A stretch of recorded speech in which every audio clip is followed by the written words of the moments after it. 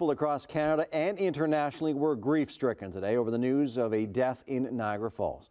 They're mourning the loss of the killer whale named Kiska. She died at Marineland this week, where she was kept for much of her life. She'd become known as the loneliest whale in the world. Al Sweeney has the details. It was the only killer whale left at Marineland and the last orca kept in captivity in Canada after new laws were brought in against importing captured whales. Marineland says she died peacefully this week at the age of 47, and the cause of death hasn't been determined.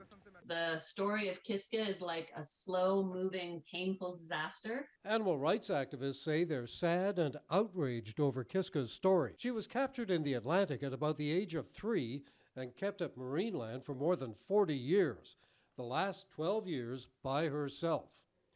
Orcas live in the wild in close family groups with a need to be together, while video of Kiska showed her swimming alone in her pool. Activists say that's like leaving a human by themselves. There's a deep distress, there's mental distress, emotional distress, physical distress. And certainly in Kiska, there was more and more videos coming out about her just swimming, not even swimming, just moving in circles listlessly around her pool. Video also shows Kiska banging herself into the side of the pool. Former Marineland employee DEMERS says her condition was deteriorating. But when you relate to her level of solitary confinement and her mental suffering, she justified self-harm as a means to remind herself that she was alive. So she was deteriorating mentally, emotionally, physically. Come on, Willie, you only have to do it once, just once.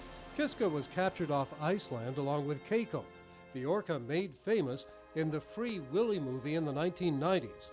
He was eventually returned to the wild. Activists were hoping to take Kiska back to the ocean as well. And they will have space, depth to dive.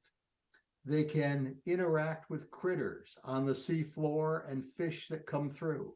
They were hoping Kiska would be the first whale released into a new whale sanctuary planned for the Nova Scotia coast. And so it's tragic to lose her in this way, for her, not for us. I mean, it's tragic for her. We've lost another wonderful, sentient being. They're still hoping the sanctuary will become a home for the remaining beluga whales at Marineland following Kiska's death. Her story as being the loneliest whale in the world. We contacted Marineland today but couldn't arrange an interview to get their perspective. Activists say they're waiting to see Kiska's cause of death, which may provide information about the conditions she was living in. Adam?